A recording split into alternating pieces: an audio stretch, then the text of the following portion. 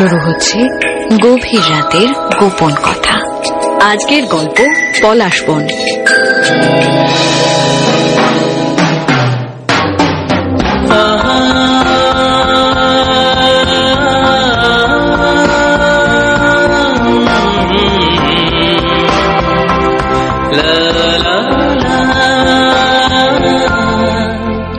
হয়তো তোমারই জন্য হয়েছি প্রেমে জীবন, জানি তুমি অনন্য, আশার হাত বাড়াই যদি কখনো একান্তে, চেয়েছি তোমায় জানতে শুরু থেকে শেষ প্রান্তে, ছুটে ছুটে গেছি তাই।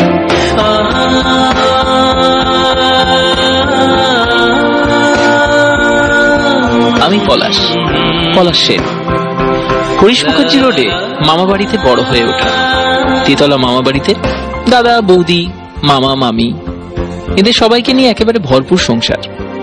তবু নিজের বলতে বিধবা মা।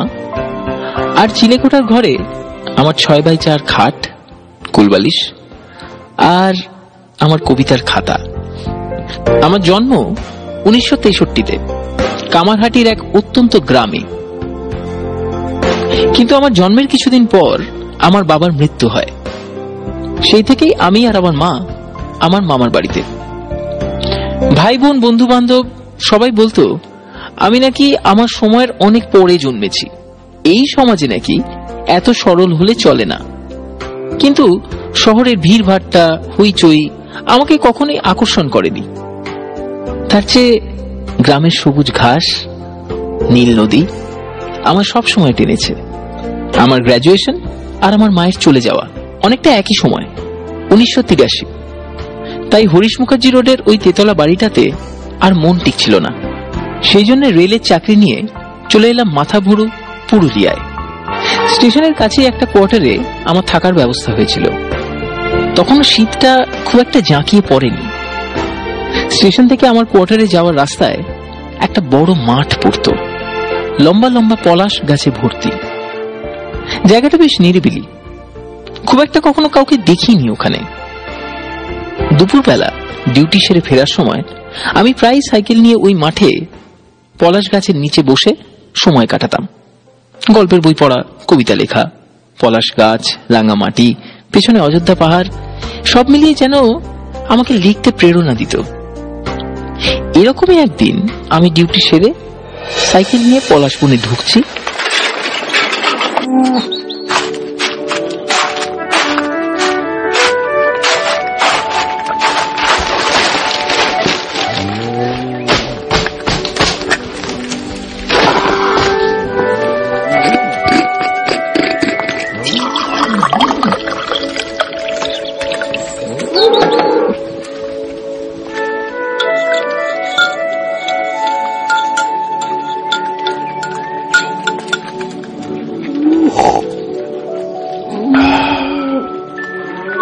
তবু তোমার থেকে পালাতে চেয়েছি, দূর থেকে দূরে, পরিত্যক্ত নগরীর রিক্ত আবাসে, কোনো এক অন্ধকার গুহায় অথবা নির্জনতম দ্বীপে।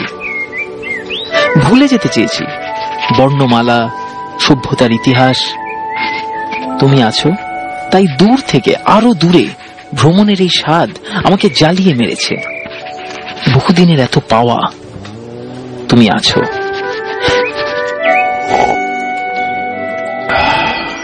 তাই তো এত রূপ রং, এত সুর, গান, কামনা, বাসনা ছিন্ন করো প্রভু। আমি আরো বেশি ভালোবেসে যেতে চাই, দূর থেকে আরো দূরে। তুমি ছাড়া তোমারই সাথে চলে যেতে চাই। দূর হচ্ছে না একদম, কাগজটা ছিঁড়েই ফেলি। ধর, বেশ লাগছিল তো শুনতে, ছিঁড়ে ফেললেন কেন? কে কে? ক্ষমা করবেন, আমি কিন্তু আপনাকে ঘাবড়ে দিতে চাইনি। আমার নাম তুলিকা। আমি প্রায় আপনাকে দেখেছি। আপনি এখানে আসেন, কি যেন লেখেন, কবিতা পাঠ করেন, আমার শুনতে বেশ লাগে। আজকের কবিতাটাও খুব সুন্দর লাগছিল। কিন্তু আপনাকে ছিঁড়ে ফেলতে দেখে নিজেকে আর সামলাতে পারলাম না। তাই তাই আপনার আপনার পছন্দ হয়েছে? হ্যাঁ, বিশেষ করে ওই জায়গাটা। কোন জায়গাটা? তবু তোমার থেকে পালাতে চেয়েছি, দূর থেকে দূরে, পরিত্যক্ত নগরীর রিক্ত আভাসে, কোনো এক অন্ধকার গুহায় অথবা নির্জন তমদ্বীপে। আপনিও কি কবিতা লেখেন? না না, কিন্তু শুনতে ভালোবাসি। আচ্ছা, আপনি বললেন আপনি প্রায়ই আমাকে এখানে দেখেছেন, কিন্তু আমি তো আপনাকে দেখিনি কখনো। তাছাড়া এদিকে সেরকম একটা কাউকে তো দেখিও না। ঠিক বলেছেন, এই পলাশ বনে খুব একটা কেউ আসে না। আমি আসি কারণ এই জায়গাটার সাথে আমার একটা অদ্ভুত টান। কিছুতেই এই জায়গাটাকে ছেড়ে বেরোতে পারি না, জানেন। গল্পের বই পড়তে ভালোবাসি, তাই মাঝে মাঝে এখানে এসে পলাশ গাছের নিচে বসে গল্পের বই পড়ি। তখনই আপনাকে দেখেছি, আপনিও মন দিয়ে বই পড়েন, কবিতা পাঠ করেন। অনেকটা নিঃশব্দেই আমি একটা সঙ্গ পেয়ে যাই। এই দেখেছেন, কতক্ষণ ধরে আপনার সঙ্গে কথা বলছি, কিন্তু নিজের পরিচয়টাই দেয়া হয়নি। আমার নাম পলাশ, মাথাবুরু স্টেশনে অ্যাসিস্ট্যান্ট স্টেশন মাস্টার। মানে ওই কখন ট্রেন ঢুকবে, কোনটা লেট করলো, ওই সময় সময় খবর দিতে হয় আর কি। আপনি কি একটু চা খাবেন? মানে আছে আমার কাছে। দেখতেই পাচ্ছি গুছিয়ে বসেছেন আর কি। তা বলতে পারেন। আসলে আমার না এই একটাই নেশা, জানেন, চা। আর লিখতে বসলে একটু গরম চা না খেলে মাথাটা ঠিক খোলে না। তা ঠিক। এই ধরুন, সাবধানে, গরম আছে কিন্তু। হ্যাঁ, বাহ, চাটা তো বেশ। বউ বানিয়ে দিয়েছে? কে কে আছে আপনার বাড়িতে? না না, আমার এখনো বিয়ে হয়নি। আসলে আমার বাড়ি কলকাতায়, চাকরি সূত্রে এখানে এসছি আর কি। এই মঠটা পেরিয়েই আমার রেল কোয়ার্টার, ওখানেই থাকি। একা? সঙ্গী কোথায় পাবো বলুন? আপনার বাড়ির লোক কেউ আসেনি আপনার সাথে? ক্ষমা করবেন, অনধিকার চর্চা করছি। এই না না, একদমই নয়, আমি কিছুই মনে করছি না। বরং ভালোই লাগছে, অনেকদিন পর কেউ আমার খোঁজ নিচ্ছে, আমার ব্যাপারে জানতে চাইছে। আমি ছোটবেলা থেকেই আসলে মামার বাড়িতে মানুষ। ছোটবেলাতেই বাবাকে হারিয়েছিলাম, তারপর মাও চলে গেলেন, প্রায় 1.5 বছর হয়ে গেছে। নিজের বলতে আমার মামার পরিবার, তারা সকলেই কলকাতায় থাকে। মাঝে সাঝে আমার খবর জানতে চেয়ে চিঠি পাঠায়, আর প্রতিবারই ওই একই কথা, বিয়ে কবে করছি। তা কবে করছেন? কি বিয়ে? বিয়ে করার জন্য একটা জিনিস খুব প্রয়োজনীয়, সেটা জানেন তো? কি? ওই যে পাত্রী। তার মানে আপনি বলছেন আপনার মতো সুপুরুষের যে ভালো কবিতা পড়ে, রেলের ভালো চাকরি আছে, তার পাত্রীর অভাব? কই দেখি। না, দেখছি না তো। কি দেখছেন না? ওই আপনার সিঁথিতে সিঁদুর বা হাতে শাখা পলা। হিন্দু সদবা মহিলাদের তো এগুলো বাঞ্ছনীয়, তাই না? কি বলছেন ঠিক বুঝতে পারছি না। সিঁদুর, শাখা পলা এইসব আসবে কোথা থেকে? আমার তো বিয়েই হয়নি। কেন? আপনিও তো দেখতে মন্দ নয়। কালো ঘন কোকড়ানো চুল, জোড়া ভুরু, টানা টানা চোখ, চুল তার কবেকার অন্ধকার বিদিশার নিশা, মুক্তা শ্রাবস্তির কারুকার্য। অতি দূর সমুদ্র পথ, হাল ভেঙে যে নাবি হারাইছে দিশা। সবুজ ঘাসের দেশ যখন সে চোখে দেখে দারুচির দ্বীপের ভিতর, তেমনি দেখেছি তারে অন্ধকারে। বলেছে সে, এতদিন কোথায় ছিলেন? পাখির নীড়ের মতো চোখ তুলে চাওয়া নাটোরের বনলতা সেন। তবু একা, দুপুর গড়িয়ে তো সন্ধে নেমে এলো। কোনো প্রেমিক নেই, আর পরিবার? তাই না? গল্প করতে করতে কোথা দিয়ে যে সময় চলে গেল বুঝতেই পারিনি। মনের মতো সঙ্গী পেলে সময়ের গতিটা ঠিক বোঝা যায় না। খালি মনে হয় কি তাড়াতাড়ি সময়টা কেটে গেল, যদি আরো কিছুক্ষণ পাওয়া যেত। আপনার বুঝি মনের মতো সঙ্গী জোটেনি, তাই বিয়েটা করেনি? না, এখনো পর্যন্ত তো নয়, কিন্তু এবার মনে হচ্ছে। একটা কথা বলবো? হ্যাঁ, বলুন না। আপনি যে এত সুন্দর কবিতা লেখেন, ঠিক ততটাই সুন্দর কবিতা পাঠ করেন, আর তার চেয়েও সুন্দর কথা বলেন। আপনার ভালো লেগেছে জেনে ভালো লাগলো। চাটা কিন্তু বেশ ছিল। হ্যাঁ, ওই পরিস্থিতির চাপে পড়ে শেখা আর কি। তা পরিস্থিতির চাপে পড়ে আর কি কি শিখতে হয়েছে শুনি? ওই রোজকার যা প্রয়োজন, ভাত, ডাল, মাছ ভাজা, মাংস। বাহ, তাহলে তো বেশ সংসার গুছিয়ে নিয়েছেন। আপনার স্ত্রীর তো কোনো অসুবিধেই হবে না। হ্যাঁ, ওই শুধু কখনো কখনো মাংসটা একটু কম সিদ্ধ হয়, ডালে কখনো নুনটা বেশি হয়ে যায়, এই আর কি। চিন্তা নেই, জীবনের স্বাদ আনার দায়িত্বটা আপনার স্ত্রীর রইল। আপনি মনে হচ্ছে আমার বিয়ে দিয়েই ছাড়বেন। না না, সেরম কোনো ব্যাপার নয়। চলুন চলুন, এবার উঠা যাক, বুঝলেন?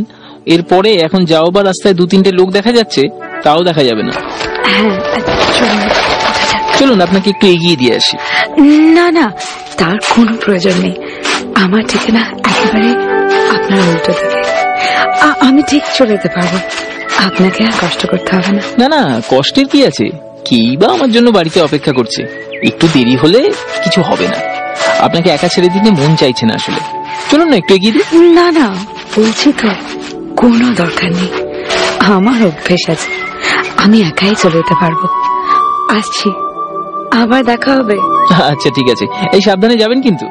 হুম।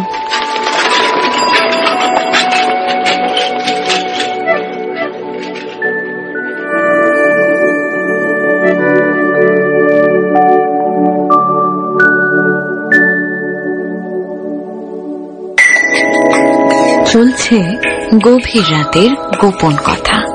আজকের গল্প পলাশবন। আমি যে নিজেই মত জানি না তোমার শর্ত, আমি যে নিজেই মত জানি না তোমার শর্ত, যদি বা ঘটে অনর্থ তবুও তোমাকে চাই, হয়তো তোমারই জন্য হয়েছি প্রেমে জীবন।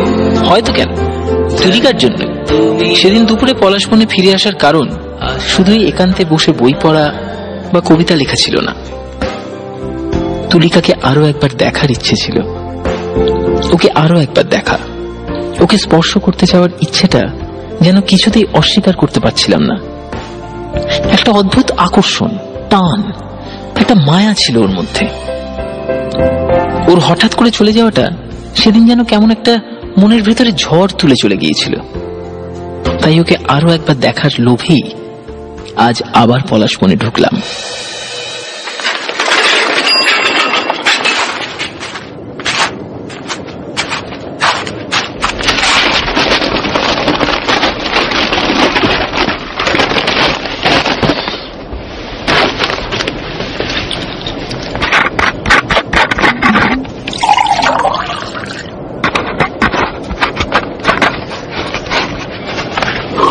কি ব্যাপার, আজ 1 ঘন্টা আগে যে? হ্যাঁ, তাড়াতাড়ি ছেড়ে দিল। তা আপনি কতক্ষণ? আমি অনেক আগে এসেছি। তা বসবেন তো নাকি তাড়া আছে? না না, কোনো তাড়া নেই। তাহলে বসুন, 1 কাপ চা চলবে তো? হ্যাঁ চলবে। জানেন, মাঝে মাঝে আপনাকে বড় হিংসে হয়। এই নিন, ধরুন। হ্যাঁ,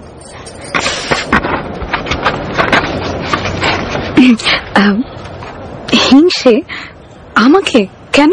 এই যে দেখুন না, কোনো চিন্তা নেই, যখন ইচ্ছে কি সুন্দর আপনি এখানে এসে এই সুন্দর পলাশ গাছগুলোর নিচে বসে রোদ পোয়াতে পোয়াতে গল্পের বই পড়েন।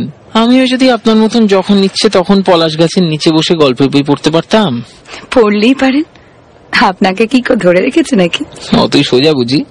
আর স্টেশনে ডিউটি করবে কে? কবি মানুষকে কি আর হিসেবের খাতায় ধরে রাখা যায়? ছেড়ে দিলে তো পারেন। বাহ, ছেড়ে দিলে খাবো কি? আর এই যে কাল থেকে বলছেন বিয়ে করুন বিয়ে করুন, সংসার করার অনেক খরচা আছে সেটা জানেন? চাকরি ছেড়ে দিলে সেটা আসবে কোথা থেকে শুনি?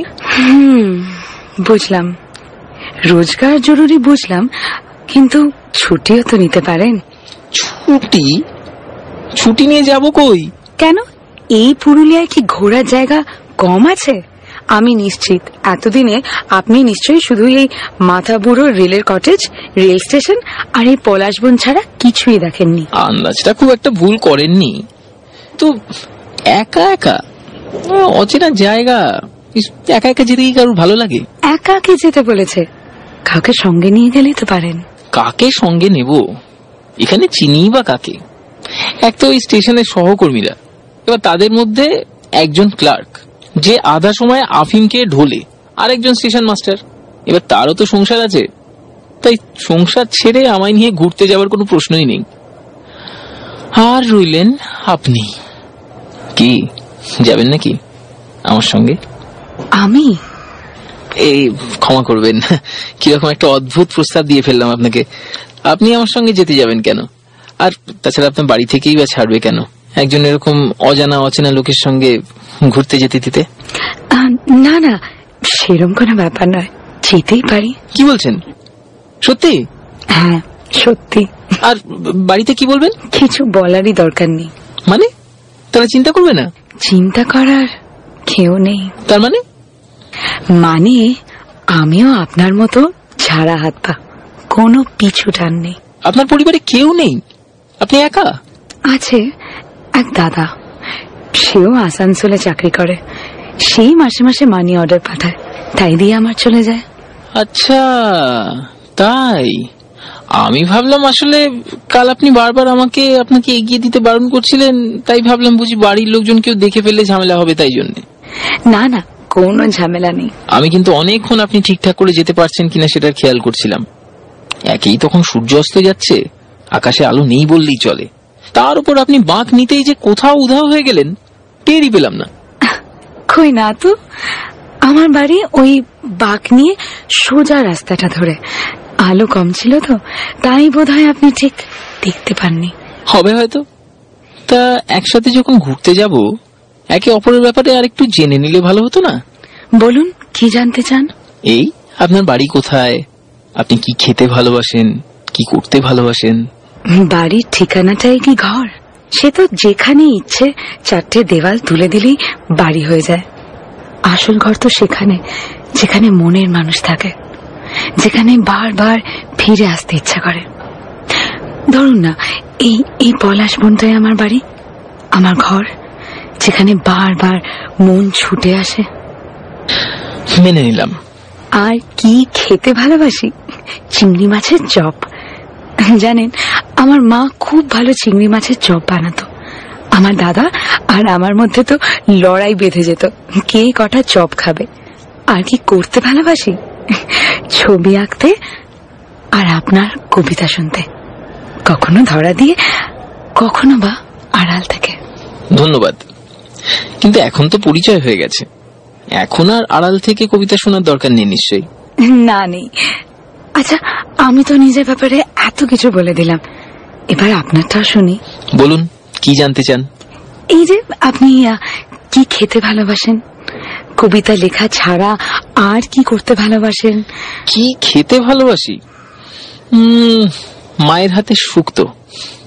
আর কবিতা লেখা ছাড়া গান শুনতে খুব ভালো লাগে। আচ্ছা, এবার তো আমরা একে অপরের ব্যাপারে অনেকটাই জেনে ফেলেছি, একেবারেই অপরিচিত তো আর নই। হ্যাঁ, তাহলে এবার আপনি আগে ছেড়ে তুমিতে আসা যাক। নিশ্চয় নিশ্চয় আসা যায়। আপনি কথাটা পেরে ভালোই করেছেন, মানে তুমি কথাটা পেরে ভালোই করেছ। আমিও বেশিক্ষণ আপনি আগে করতে পারি না। যাক, আচ্ছা এবার বলো তো কোথায় যাবে? তুমি বলো, তোমার পাহাড় ভালো লাগে না নদী? নদী। বেশ, তাহলে বান্ডু নদী চলো, খুব সুন্দর জায়গা, পরিষ্কার নীল নদী, নদীর ধারে একটা সাহিত্যের কটেজ আছে। এখন আর কেউ সেখানে থাকে না, কিন্তু সরকারি রক্ষণাবেক্ষণের জন্য একটা গার্ড আছে, তাকে কিছু টাকা দিলেই রাতটা সেখানেই থাকতে দেবে। আমরা নয় শনিবার দিন তোমার ডিউটির পরে বেরিয়ে যাব, এখান থেকে ওই ঘন্টাচারের পথ, রাতটা ওখানে কাটিয়ে পরের দিন সকালের মধ্যে ফিরে আসা যাবে। তুমি বলে রেখো তোমার ডিউটিতে আসতে একটু দেরি হবে। বেশ, তাহলে না আমি বড় সাহেবের মোটর গাড়িটা একদিনের জন্য ধার নিয়ে নেব, তাহলে বেশ আরাম করে যাওয়া যাবে। তুমি মোটর গাড়ি চালাতে জানো? আমার মামার একটা পুরনো অ্যাম্বাসাডার আছে, মামার কাছেই চালানোটা শিখি। তুমি বরং আজ আমাকে তোমার বাড়িটা দেখিয়ে দিও। কাল ডিউটি সেরে ফেরার পথে তুমি রেডি হয়ে থেকো, তোমাকে তোমার বাড়ি থেকেই তুলে নেব। না না, তার কোনো দরকার নেই। আমরা এই পলাশবনেই দেখা করব। তুমি এসে হর্ন বাজিও, আমি চলে আসব। আচ্ছা, তুমি আমাকে তোমার বাড়িটা দেখাতে চাও না কেন বলো তো?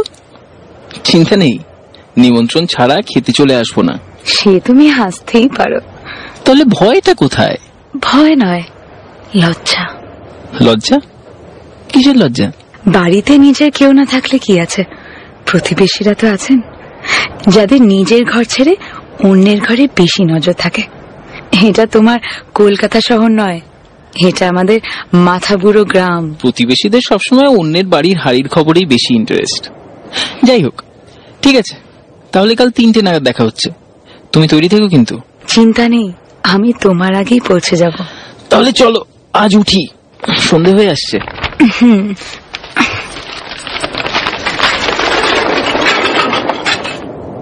জানো তুলিকা, তোমার একটা কথা কিছুতেই মন মানতে চায় না। তুমি এত সুন্দর কথা বলো, শিক্ষিত, কি করে কেউ এখনো তোমায় ভালোবাসেনি? ভালোবাসাটা পুরোটাই শরীর সম্পর্কিত, তাই না? না না, তা কেন? তাহলে সব কবি লেখকরা সব সময় সৌন্দর্যকে শরীর দিয়ে কেন তুলনা করেছে? তুলিকা, তোমাকে যতই চিনছি ততই অবাক হচ্ছি। মনে হচ্ছে না যে তুমি এই মাথা ভুরুর মেয়ে। তোমার মন, তোমার চিন্তাধারা এতটাই পরিণত। এতদিন কোথায় ছিলে তুমি? নাটোরের বনলতা সেন? এখানেই তোমার অপেক্ষায়। চলো চলো, দেরি হয়ে যাচ্ছে। হ্যাঁ, চলো চলো।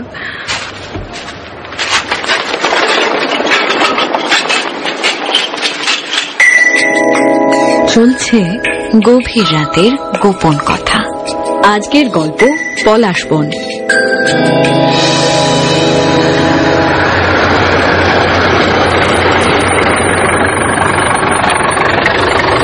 তুলিকা, এই এদিকে চলে এসো।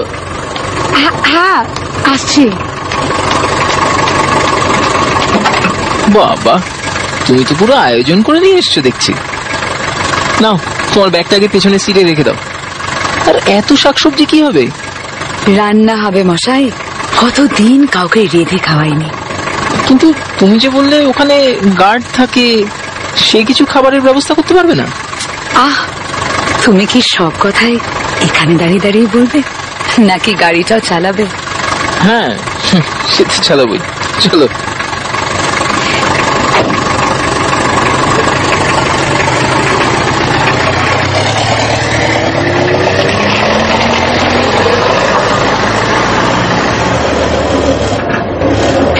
এবার বলো, কি বলছিলে জানো? না, এই যে তুমি আবার এত কষ্ট করে এইসব কিছু আনতে গেলে কেন? গার্ডটাই তো ব্যবস্থা করতে পারতো। কি ব্যবস্থা করতো না করতো, আদৌ করতো কিনা জানা নেই, তাই ভাবলাম আমি কিছু নিয়ে যাই। তা কত খরচা হলো বলে দিও, আমি টাকাটা দিয়ে দেবো। তার দরকার নেই। সে বললে হয় নাকি? আমি তোমাকে আমার সাথে ঘুরতে নিয়ে যাচ্ছি, তুমি কিনা খরচা করবে? হতেই পারে না। বারে, তুমি আমায় জোর করে নিয়ে যাচ্ছ নাকি? আমি তো স্বেচ্ছায় তোমার সঙ্গে যাচ্ছি, তাই এত হিসেব নিকেশের দরকার নেই। এমনিতেও গার্ডটাকে ওই কটেজে রাত কাটাতে হলে কিছু টাকা দিতেই হবে, সেটা নয় তুমি দিও। 50-50? আচ্ছা বেশ। তবে কি জানো, তোমার মধ্যে কিন্তু একটা বেশ পাক্কা গৃহিণী হওয়ার কোয়ালিটি আছে। আচ্ছা, তা বলছো যখন নিশ্চয়ই আছে। চলো নামো, এসে গেছি। না না না, আমি যাব না। আমাদেরকে একসাথে দেখলে গার্ডটা থাকতে নাও দিতে পারে। বেকার অনেক অস্বস্তিকর প্রশ্নের সম্মুখীন হতে হবে। আমি কে, আমাদের সম্পর্ক কি, তার থেকে বরং তুমি যাও, গিয়ে কথা বলে এসো। কিন্তু তুমি যখন ওর সামনে দিয়ে ভেতরে যাবে, তখন তো ও তোমায় দেখতেই পাবে। সে নয়, আমি মাথা ঢেকে যাব। তুমি বলবে যে তোমার স্ত্রী, মানে আমি খুব অসুস্থ, তাই তুমি আমাকে শহরে নিয়ে যাচ্ছ চিকিৎসা করাতে, তাই আজ রাতটা তুমি এখানে কাটাতে চাও, সেটাই বলো। বাবা, তুমি তো পুরো তৈরি হয়ে এসেছো দেখছি। আচ্ছা শোনো, যতই দরাদরি করুক 400 টাকার বেশি কিন্তু 1 পয়সাও দেবে না। জো হুকুম ইয়োর হাইনেস। তুমি এখানে বসো, আমি এক্ষুনি এই গার্ডটার সাথে কথা বলে আসছি। যাও।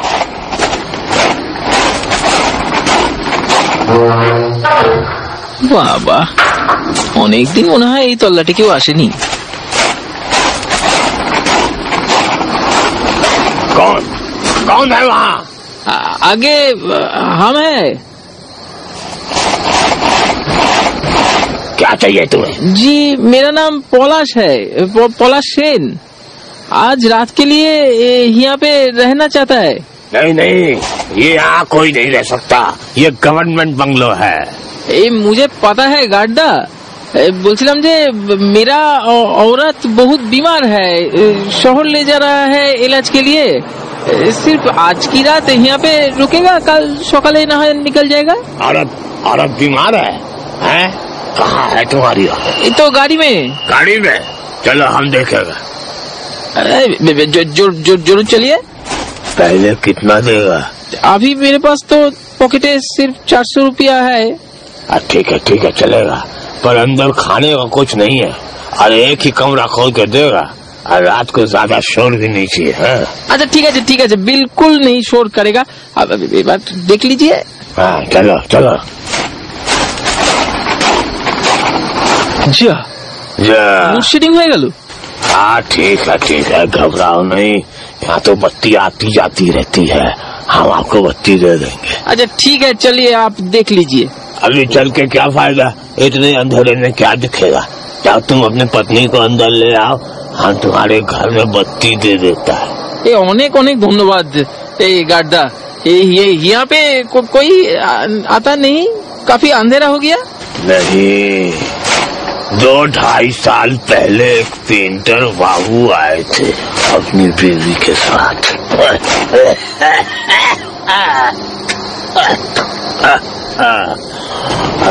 वो बेचारी भी काफी तकलीफ में थी। रात को आए और अगले दिन सुबह जब हम चाय लेकर गए तो पता नहीं कहाँ गायब हो गए थे। ठीक है, अब जाइए, हम आते हैं। अच्छा चलिए। তুলিকা চলো, টাকার ব্যবস্থা হয়ে গেছে, শুধু লোডশেডিংটাই হয়ে গেল। বড্ড অন্ধকার জায়গা। গার্ডটা ঘরে অবশ্য একটা লণ্ঠন দেবে বলেছে। চলো।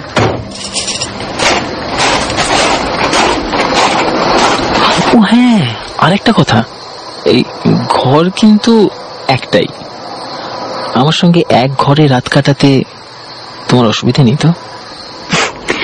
দুদিনের আলাপে তোমার সঙ্গে ঘুরতে চলে এলাম, আর তুমি আমায় তোমায় বিশ্বাস করে কিনা জিজ্ঞেস করছো? তাহলে চলো।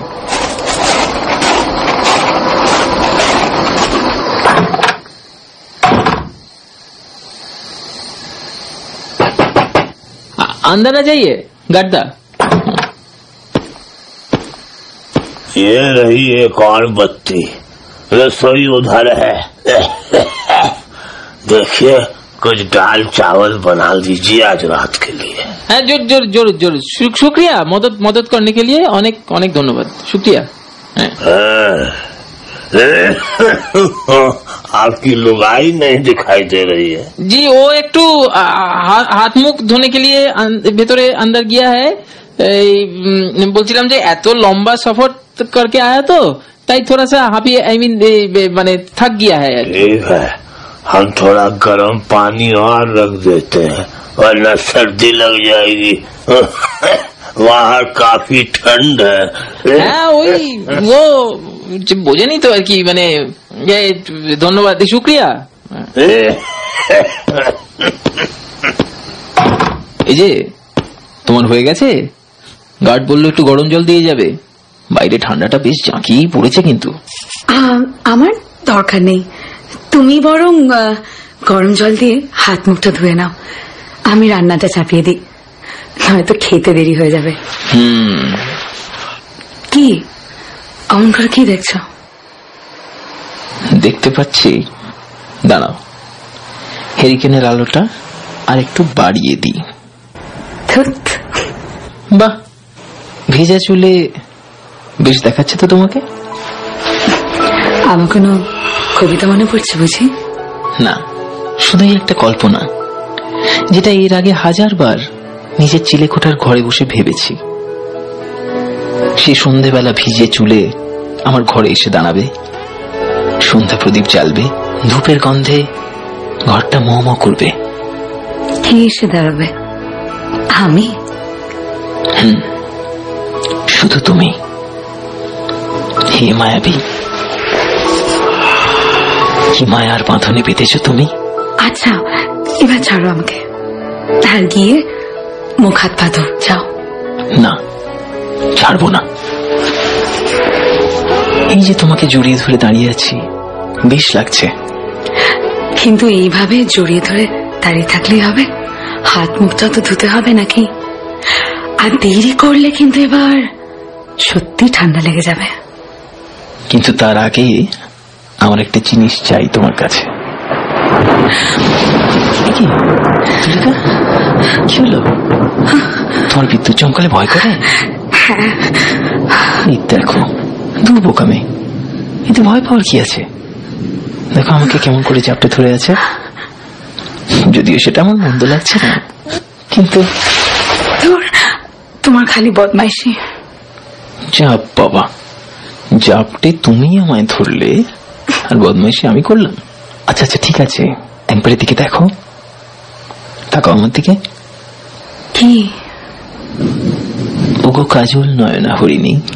ধুর, সবসময় ভালো লাগে না। তোমার থেকে একটা জিনিস চাই আমি। কি? এক কাপ গরম চা। আমি চান করতে যাচ্ছি, এসে খাবো। পাগল একটা।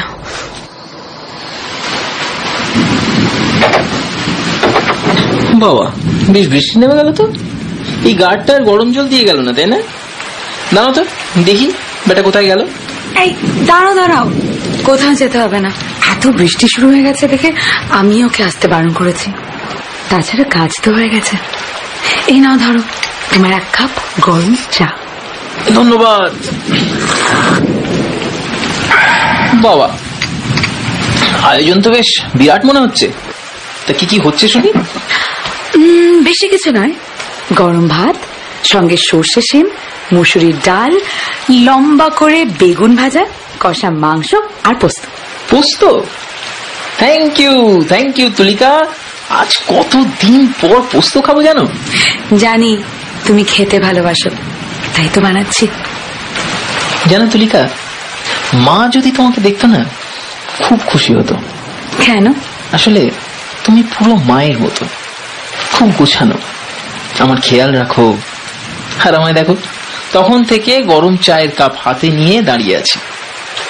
একবার তোমাকে জিজ্ঞেসও করলাম না তুমি চা খাচ্ছ না কেন। খাবো খাবো, এইদিকে একটু সামলে নি। সে রান্না বান্না পরে হবে কোন, আগে আমার সঙ্গে একটু চা খাবে এসো। চলো তো, ওঠো ওঠো ওঠো। আসছি বাবা, এদিকটাও তো দেখতে হবে নাকি? আরে বললাম তো সেসব পরে হবে, এখন চলো ওঠো ওঠো বলছি। তুমি না বড্ড জেদি, চলো।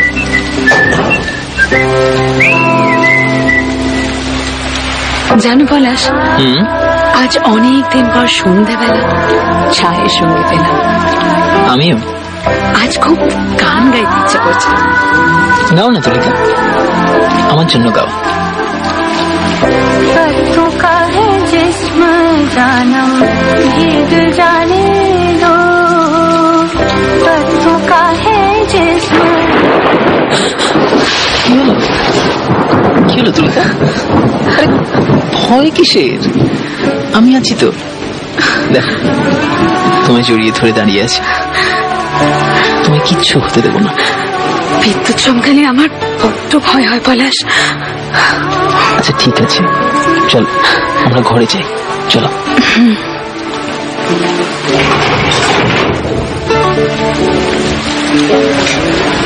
ভয় নেই, আমি আছি তো। দেখো আমরা ঘরে চলে এসেছি, এখানে আর কোনো ভয় নেই তো। তুমি আমার ছেড়ে চলে যাও না কিন্তু। ছেড়ে যাওয়ার জন্য তো তোমার হাত আমি ধরিনি তুলিকা, আর আমার সেই বিশ্বাস আজ আরো দৃঢ় হয়ে গেল। মানে কিছু না। এবার কিন্তু আমার মনে হচ্ছে বিদ্যুৎ চমকানোতে ভয় পাওয়া শুধুই একটা বাহানা। আসলে তুমি আমাকে জড়িয়ে ধরতে চাইছো। বাহানাই সই, তুমি আমায় জড়িয়ে ধরে থাকো। আমার যে বড্ড, আর আমার যে বড্ড তোমায় আদর করতে ইচ্ছে হচ্ছে। পলাশ, তোমার কাছে সত্যি বলবো, তোমার কাছে ধরা দেব, সেরকমই তো কথা ছিল, তাই না? পলাশ, আমি আজ রাতে যদি তোমায় নিজের করে পেতে চাই, তোমায় আদর করতে চাই, তোমায় ভালোবাসতে চাই, আমি কি ভুল? ভালোবাসায় যে কোনো ঠিক ভুল নেই পলাশ। এই যা, বাতিটা নিভে গেল। দাঁড়াও, আমি এখনই। না, তুমি কোথাও যেও না। কিন্তু বাতিটা যে, আলো কি সত্যি কোনো দরকার আছে নাকি?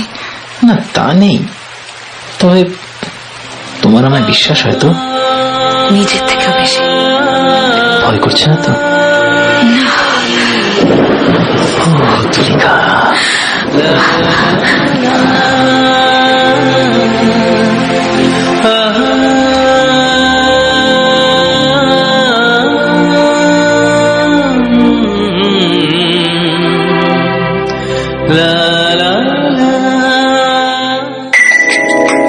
চলছে গভীর রাতের গোপন কথা।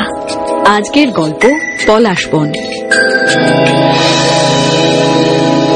বান্ডু নদী থেকে ফিরে এসে কিছুতেই কাজে মন বসাতে পারছিলাম না।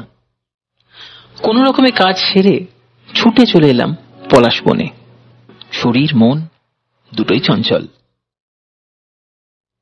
কতক্ষণে তুলিকাকে নিজের মনের কথা জানাবো যে কাল রাতে যেটা হয়েছে সেটা আমার জীবনের সবচেয়ে সুন্দর মুহূর্ত ছিল।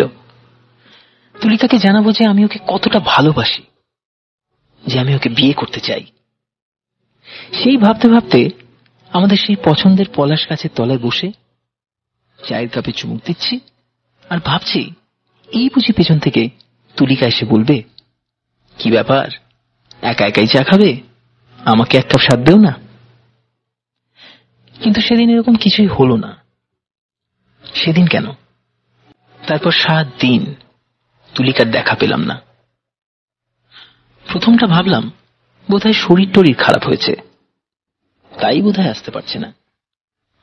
কিন্তু যখন 5 দিন হয়ে গেল তখন ভয় হতে লাগলো, অন্য কোনো ব্যাপার নয় তো। আর না থাকতে পেরে আমি সেদিনই সাইকেল নিয়ে তুলিকার রোজ যেই বাঁকটা দিয়ে ঘুরে যেত সেই পথে এগোলাম। কিন্তু কোথায় বাড়ি? এ তো ধুধু মাঠ। কিছু বুঝতে না পেরে আমি সাইকেলটা নিয়ে এগিয়ে গেলাম। একটা বড় মাঠ পেরিয়ে আবার কিছু বাড়ি। কিন্তু কাকে জিজ্ঞেস করব, কি বা পরিচয় দেব নিজের, সেটা নিয়ে ভাবছি।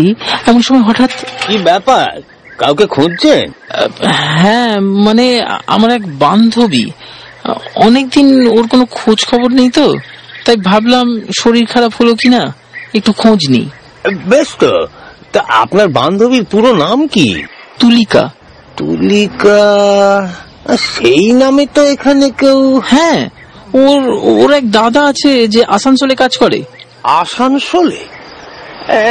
এখানে একজন থাকতো যার দাদা আসানসোলে কাজ করে, কিন্তু তার নাম তো তুলিকা নয়, মধু। মানে আমরা মধু বলেই জানতুম, কিন্তু সে তো অনেকদিন আগে। আচ্ছা আচ্ছা, কোথায় থাকে বলুন তো, কোনো ঠিকানা জানা আছে? আসলে আমি কখনো ওর বাড়ি আসিনি। আমরা সবসময় ওই পলাশ বনটাতেই দেখা করতাম। পলাশ বন? এখানে আমার পলাশ বন কোথায়? এই তো এখান থেকে একটু এগিয়ে গিয়েই ওই রেলওয়ে কোয়ার্টার আছে না, তার কাছে। ও দাদা, আপনি ভুল করছেন, ওটা তো পলাশ বন নয়, ওটা তো পুরনো কবরস্থান। এখন এদিকে সামনে একখানা নতুন হয়েছে, তাই ওখানে আর কেউ যায় না। জায়গাটা তো ভর্তি পলাশ ফুলের গাছ, নির্জন জায়গা, ওখানে তো কেউ যায় না। আপনি ওখানে কার সঙ্গে দেখা করতে? কবরস্থান? কি বলছেন? Downloaded from bengali-mp3.com. Keep visit to us for various Bengali audio stories. Thank you. আচ্ছা, আপনি কি যেন মেয়েটার নাম বললেন যার দাদা আসানসোলে কাজ করে? তার বাড়ি কোথায়? মধু? হ্যাঁ হ্যাঁ হ্যাঁ, মধু মধু, তার বাড়ি কোথায়? ও ওই যে ওই দিকে শেষ বাড়িটা, ওইটাই মধুদের বাড়ি। আচ্ছা ধন্যবাদ দাদা, আমি ওখানে গিয়েই বরঞ্চ একবার। দাঁড়ান দাঁড়ান দাদা, ওইদিকে কোথায় যাচ্ছেন? ওখানে তো কেউ থাকে না এখন। থাকে না মানে? মানে ওই মেয়েটা মধু, ওর দাদা তো আসানসোলে থাকে। আগে যখন মধু থাকতো তখন মাঝে মাঝে আসতো। মধু চলে যাওয়ার পর সেও বাড়িতে তালা দিয়ে চলে গেছে। কিন্তু মধু কোথায়? জানি না। এই বছর 3 আগে রটেছিল শহর থেকে কোন এক চিত্রকার নাকি এসেছিল। মধু তার সাথে কাজ করতে করতে একটা সম্পর্কে জড়িয়ে পড়ে। দুজনের মধ্যে খুব প্রেমও ছিল। প্রায় ওদের দুজনকে এখানে ওখানে ওই আপনার পলাশ বন ওইখানে দেখা যেত। ওরা বিয়ে করবে বলে ঠিকও করেছিল।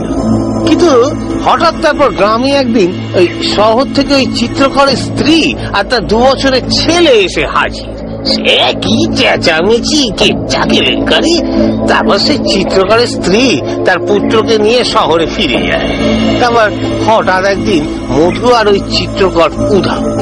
তারপর দুজনকেই আর এদিকে দেখিনি। দেখেননি মানে? কোথায় গেল ওরা? জানি না। জানেন, কেউ বলে ওরা অন্য কোথাও চলে গেছে, কেউ বলে মধু নাকি সুইসাইড করেছে, কেউ বলে ওরা পালিয়ে গিয়ে বিয়ে করেছে। না না, তাহলে হয়তো ভুল হচ্ছে। এই আমার তুলিকা হতেই পারে না। আচ্ছা দাদা, এদিকে আর অন্য কোনো গ্রাম আছে? না দাদা, এটাই এদিকে শেষ গ্রাম, এরপর আর কিছুই নেই। ও আচ্ছা, ধন্যবাদ দাদা, আমি আসি।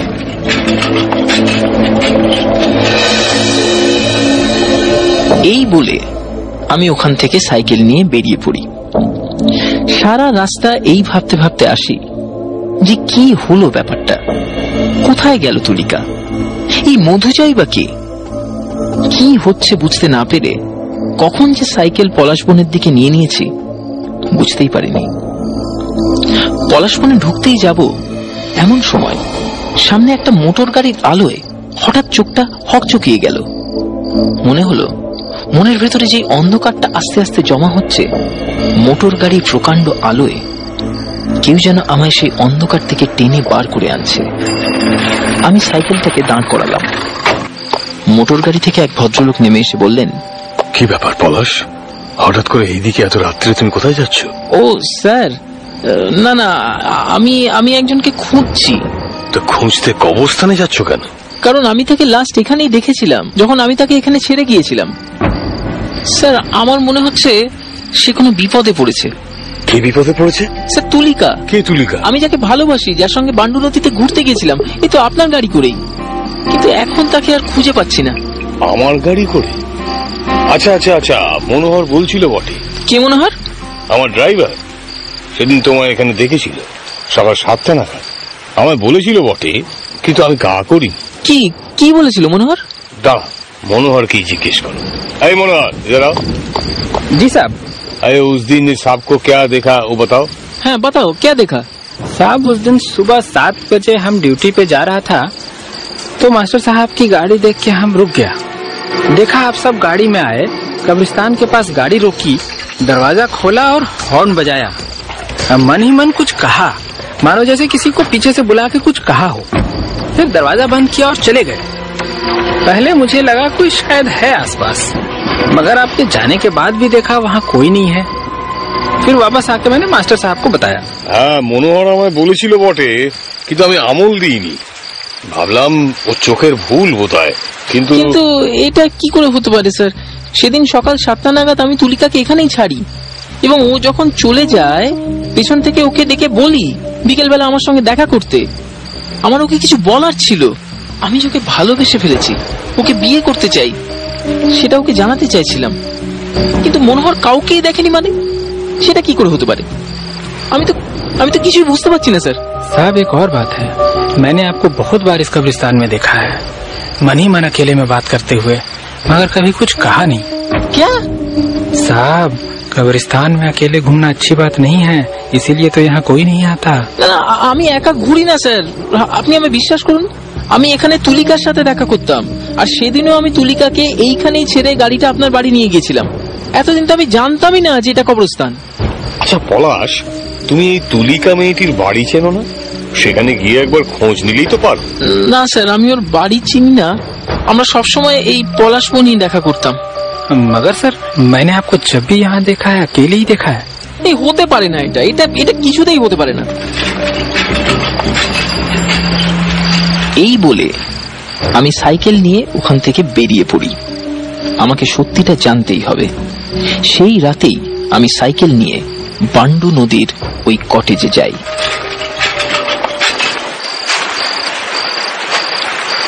गार्ड गार्ड कौन है? मैं पलाश सेन। वही दिन यहाँ पे बीबी को लेके रात को रहने आया था ना। हाँ हाँ, तो आज क्या अकेले आए हैं? बीवी साथ नहीं आई? नहीं, पर उस दिन आपने मेरी बीवी को देखा था ना? नहीं, जब मैं कमरे में आया था तो वो अंदर हाथ मुंह धो रही थी। और सुबह जाते वक्त आपने उसे मेरे साथ नहीं देखा? अरे जी, अजी कहाँ, उस वक्त भी आप अकेले ही थे। मुझे तो लगा वो गाड़ी में होगी। ये कैसे हो सकता है? अच्छा, आप उसे मिले नहीं, पर बात तो किया था ना। बारिश हो रहा था, इसीलिए उसने आपको गर्म पानी लाने से मना किया। जी नहीं, मैंने किसी के साथ बात नहीं किया। बारिश की वजह से मैं आ ही नहीं पाया। फिर जब बारिश थोड़ी रुकी, फिर देखा कि आपके कमरे की बत्ती बुझ गई है। मुझे लगा कि आप लोग सो गए होंगे, इसलिए मैं वापस नहीं आया। ना, এটা হতে পারে না। क्या हुआ साहब, कुछ हुआ है क्या? तुलिका, তুমি কোথায় তুমি তুলিকা? क्या क्या नाम बताया आपने साहब? तुलिका। क्यों? आपने पहले ये नाम सुना है क्या? हाँ साहब। कहाँ? कुछ साल पहले एक बरसात की रात को एक पेंटर बाबू और उसके बीवी आए थे। हाँ। लड़की बहुत बीमार थी। हाँ। उस पेंटर बाबू ने मुझे 400 रुपए दिए और कहा कि उसकी बीवी बहुत बीमार है, शहर ले जा रहे हैं इलाज के लिए। अच्छा। रात के लिए यहाँ रुकना है। हाँ। पर सुबह जब मैं उठा, देखा वो दोनों कहीं नहीं। हाँ। पता नहीं कहाँ चले गए। अच्छा। उस रात भी बहुत बारिश हो रही थी, बिजली कड़क रही थी। हाँ। और उसके बीवी का भी नाम वही था, तुलिका।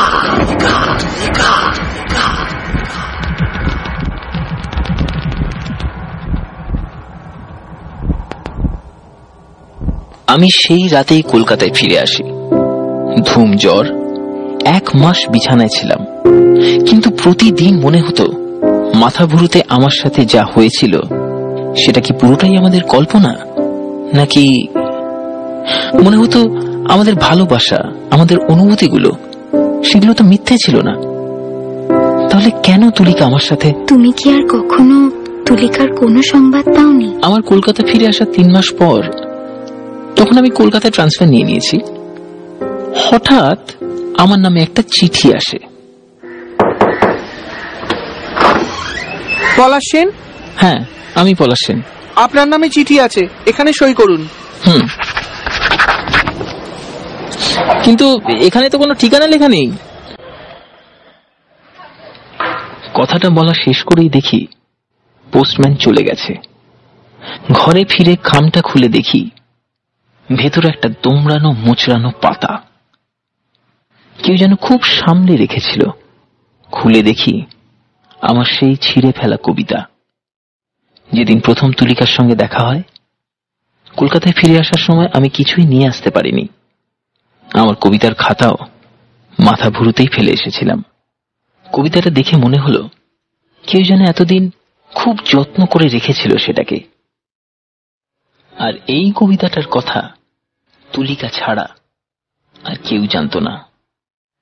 মানে? হ্যাঁ, আর শুধু তাই নয়, সেই খামের ভেতরে ছিল আরো একটা চিঠি। চিঠি? কার চিঠি? তাতে লেখা ছিল, প্রিয় পলাশ। তোমার একটা প্রিয় জিনিস আমার কাছে রয়ে গিয়েছিল, তাই সেটা তোমায় ফেরত পাঠালাম। তোমায় কোনোদিনও ঠিক করে ধন্যবাদ জানাতে পারিনি। জানি হঠাৎ করে উধাও হয়ে যাওয়া তোমার মনে নানান প্রশ্নের ঝড় তুলেছে। আমি কল্পনা না বাস্তব, কি আসে যায়? আমি অতৃপ্ত ছিলাম পলাশ, তুমি আমায় পূর্ণ করেছ। ভালোবাসা যে শুধুই শরীরের মিলন নয়, মনেরও মিলন, সেটা বুঝিয়ে তুমি আমাকে মুক্তি দিয়েছ। নয়তো আজও ভালোবাসার আশায় আমি ওই পলাশ বনেই ঘুরে বেড়াতাম। আমি ভালোবাসায় প্রতারিত হয়েছিলাম পলাশ, তাই তোমার ভালোবাসাকে প্রতারণা করতে চাইনি।